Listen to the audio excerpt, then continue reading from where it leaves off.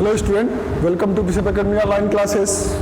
Dear student, today I am going to start new chapter GST means Goods and Service Tax.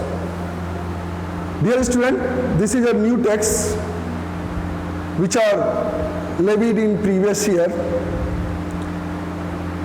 It's a very important point because this point is also used in your accountancy related to accounting. First of all, I want to introduce the GST. What is GST? Actually जब GST के बारे में हम जब सोचते हैं तो GST का मीन्स होता है कि जो हमारे पहले के दो तरह के टैक्स होते थे, एक डायरेक्ट टैक्स होता था और एक इनडायरेक्ट टैक्स होता था. तो direct tax is applied by central government and collected by central government. But some indirect taxes like entertainment tax, sale tax, excise duty, custom duty and so many taxes are levied by central government but collected by state government.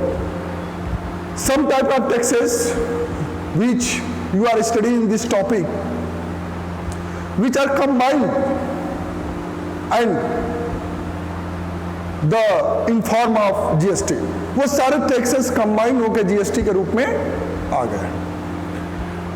Goods and service tax is an indirect tax levied on the supply of goods and services in India. ये जो GST है, ये सभी जितने भी goods और services की supply हमारे इंडिया में होती है, सारे गुड्स और सर्विसेज पे ये अप्लाई होता है, लेविड होता है, लगाया जाता है. जैसे हम गुड्स परचेज करते हैं, ठीक है, तो जो गुड्स हम परचेज करते हैं वो गुड्स जहाँ से बनता था वहाँ से टैक्स चालू होता था. मतलब उसके प्रोडक्शन पे टैक्सेस, उसके मार्केटिंग पे टैक्सेस, उस सेल्स पे टैक्सेस, आप परचेज करते थे तो टैक्सेस. तो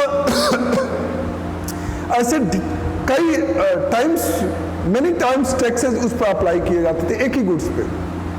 तो अब उस सारे जो टैक्सेस थे उनको कंबाइन करके एक ही बार एक ही tax, one time one tax, one on one goods, इस तरह का जो थीम इसमें अप्लाई किया गया है.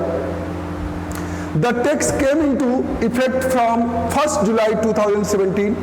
ये 1 जुलाई 2017 से ये हमारे देश में लागू हो गया है.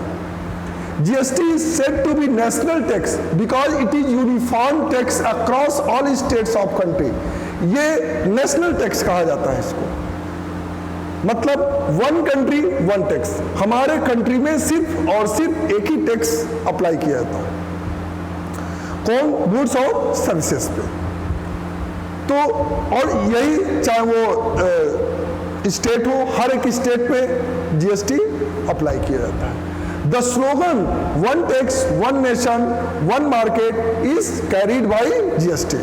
मतलब वन नेशन, एक देश में एक टैक्स और सेम मार्केट में, सारे मार्केट में एक ही टैक्स, हमारे देश में एक ही टैक्स लगाया जाता है, वो है जीएसटी. कब से? 1 जुलाई 2017 से. Goods and service tax meaning क्या है? GST is a tax on supply of goods and services. Goods और सर्विसेज की सप्लाई. गुड्स तो आपको मालूम है, गुड्स आप मार्केट से परचेज करते हैं, ढेरों सारे goods, clothing, luxury goods, car, bike, pen, pencil, anything else, जो भी चीज़ आप परचेज करते हैं उस पर तो जीएसटी अप्लाई किया जाता है, लेवी किया जाता है. लेकिन कुछ सर्विसेज भी हैं, जैसे मेडिकल सर्विसेज है, इंजीनियरिंग सर्विसेज है, टेक्नोलॉजिकल सर्विसेज है, मोबाइल सर्विसेज है, कम्युनिकेशन सर्विसेज है. जो भी चीज़ें हैं, ये सारी जो सर्विसेज प्रोवाइड किए जाते हैं उस पर भी जीएसटी लेवी किया जाता है. तो broadly speaking, GST is one tax subsuming replacing all the indirect taxes in the country. जितने भी indirect taxes थे उनको replace करके उनकी जगह पे GST लगा दिया गया. GST is a single tax at a national level, be levied at all stages right from manufacturer up to final consumption. मतलब मैन्युफैक्चरर जब गुड्स का होता है, मतलब जब गुड्स बनाया जाता है वहां से लेकर के और कंज्यूमर तक पहुंचने तक वो सिर्फ एक ही टैक्स अप्लाई किया जाएगा, वो है GST. Under GST every person is liable to pay tax on his output sale and is entitled to get input tax credit ITC on the tax paid on its inputs purchase. Therefore, it is a tax on value addition only. Ultimately, the final consumer shall bear the burden of tax under GST. अब देखिए क्या होता है कि आप पहले producer भी tax देता था, सेलर भी टैक्स देता था और कंज्यूमर भी टैक्स देता था। तो ऐसे जो स्टेजेस हैं, जैसे एक्सपोर्ट इंपोर्ट है तो कस्टम ड्यूटी लगती थी, प्रोडक्शन है तो एक्साइज ड्यूटी लगती थी, आप पिक्चर देखने जाते हैं, सिनेमा देखने जाते थे तो इंटरटेनमेंट टैक्स देते थे। अब सारे टैक्सेस को कन्वर्ट करके आपको जीएसटी में कन्वर्ट कर दिया, कंबाइन करके सारे। अब ये चीजें जो जीएसटी अप्लाई किए जाते हैं, सपोज कर दिए कि कोई होलसेलर है जो थोक विक्रेता होते हैं, उसी को होलसेलर बोलते हैं। रिटेलर किसको बोलते हैं? जो फुटकर विक्रेता है, जो छोटे मोटे जो दुकानदार हैं, मतलब जो बल्क में सप्लाई करते हैं वो होलसेलर होते हैं, जो फुटकर में एक एक करके सामान बेचते हैं वो रिटेलर होते हैं। तो अब जो सेलर सामान बेचेगा उस पर फाइनल आप जीएसटी आप पेड करते हैं। लेकिन पहले क्या होता था, वो टैक्सेस चुरा लेते थे, अब वो टैक्सेस नहीं चुरा पाएंगे। क्यों? क्योंकि वो जितने में परचेज किए थे, क्योंकि जो गुड्स परचेज करते हैं उसका कास्ट कुछ और होता है, सेल करने का कास्ट कुछ और होता है। जैसे सपोज करिए कि हमने 50 रुपीज में कोई गुड्स परचेज किया तो हम 50 रुपीज पर टैक्स दिए, लेकिन अगर हम उसी गुड्स को अगर सेल कर रहे हैं तो उसको 60 रुपीज में सेल करते हैं, 10 रुपीज प्रॉफिट ऐड करके। तो 10 अब 50 रुपीज पर आपने जीएसटी पेड किया जब परचेज किया था तो, और अगले से आप 60 रुपीज पर जो जीएसटी क्या कर रहे हैं, रिसीव कर रहे हैं। अब उनके बीच का जो डिफरेंसेस होता है, जितना आपने पेड किया जीएसटी और जितना कस्टमर से लिया गया, उनके बीच का जो डिफरेंस होता है, ठीक है, उसी को गवर्नमेंट को पेड करना होता है। तो यही चीजें पहले क्या करते थे, गवर्नमेंट को नहीं जाता था, वो चीजें चुरा लेते थे दुकानदार जो होते। तो इस तरह से आपके taxes. What is GST? It is a single indirect tax for the whole nation. पूरे राष्ट्र के लिए एक ही टैक्स है ये, one which made India a unified common market. It is a single tax on the supply of goods and services right from manufacturer to the consumer. ये देखिए, ये गुड्स है plus services plus tax equal to GST.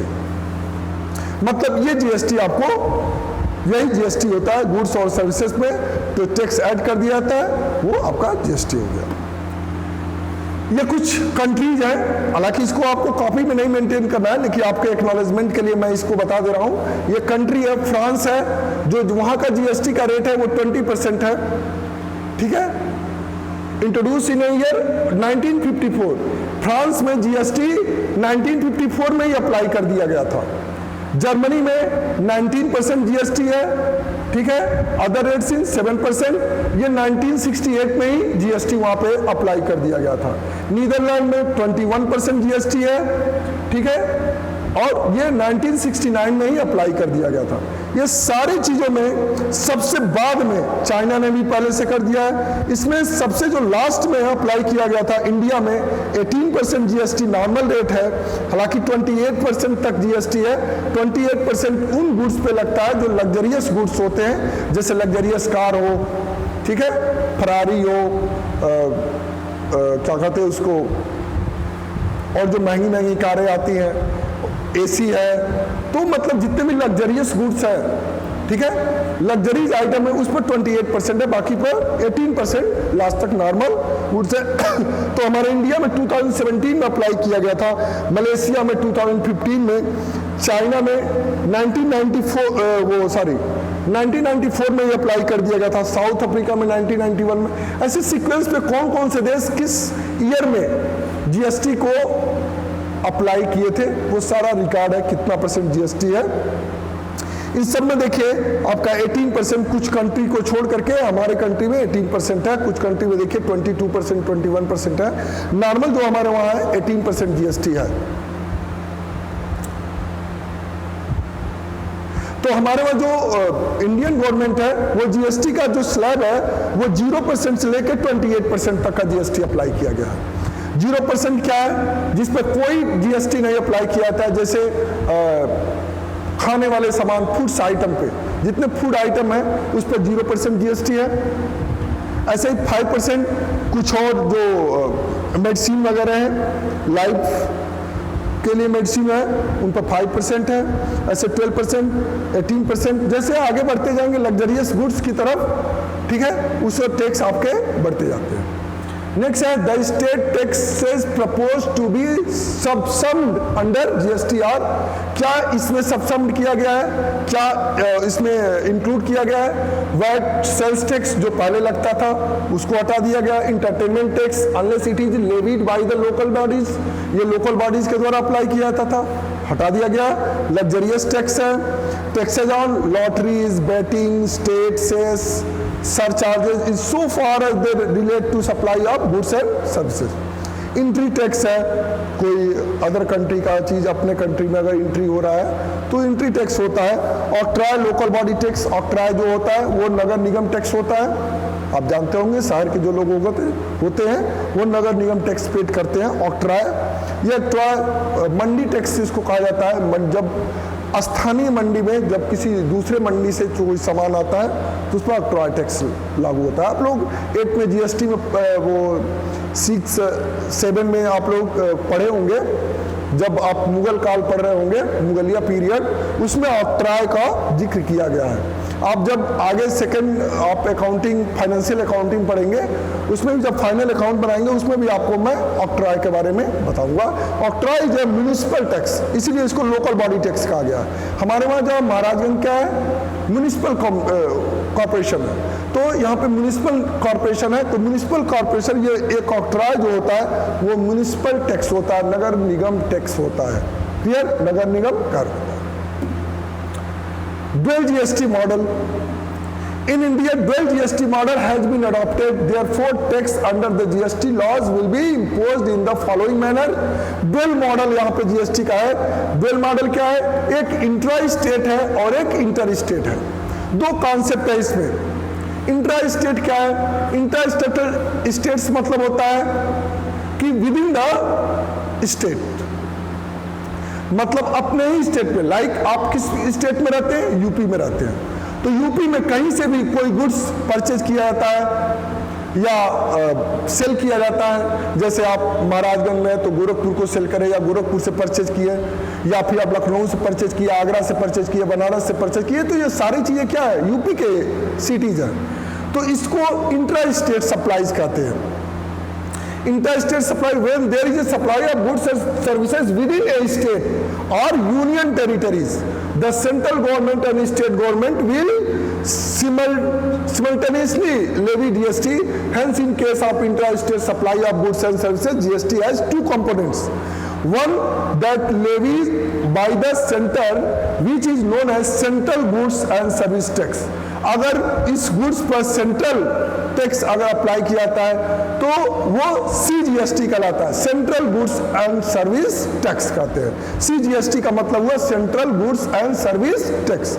वैसे ही the other is levied by the state, दूसरा tax क्या state के द्वारा अप्लाई किया जाता है, वो उसको कहते हैं हम state goods and service tax, मतलब SGST कहते हैं उसको, state goods and service tax. SGST का मतलब ये हुआ state goods and service tax, CGST का मतलब हुआ central goods and service tax. ये एक्सेप्टेबिलिटी अमॉन्ग अदर फैक्टर्स, ठीक है। तो ये आपका, अब जैसे सपोज करिए कि आपका टोटल GST 18% है, ठीक है, तो 18% जीएसटी अगर है और इंट्रा स्टेट है, मतलब अपने ही स्टेट के अंदर सप्लाई गुड्स का और सर्विसेज का सप्लाई हो रहा है, तो उस केस में जो 18% जीएसटी है उसको सी जीएसटी और एस जीएसटी में इक्वली डिवाइड कर दिया जाता है। मतलब कि उस 18% जीएसटी है तो 18% में 9% सी जीएसटी हो जाएगा और 9% एस जीएसटी हो जाएगा। अब कैसे इसको कैलकुलेट करते हैं? तो कैलकुलेट ऐसे करते हैं कि अगर सपोज करिए कि कोई आपने 10,000 का गुड्स लिया, ठीक है, और इस पर 18% जीएसटी है, 18% जीएसटी है अगर, तो इस पर सी जीएसटी अगर क्या है, इंट्रा स्टेट सप्लाई है, तो सी जीएसटी 9% हो जाएगा, एस जीएसटी 9% हो जाएगा, ठीक है। तो अब इसी 10,000 पर 9% निकालते हैं, तो 10,000 मल्टीप्लाई 9/100, ये हो जाएगा 900, यानी कि 900 क्या होगा, 900 सी जीएसटी हो जाएगा और 900 एस जीएसटी हो जाएगा। यानी कि अब ये गुड्स अगर आप परचेज करते हैं इंट्रा स्टेट, मतलब अपने ही स्टेट के अंदर, तो आपको इस पर कितना देना पड़ेगा, 10,000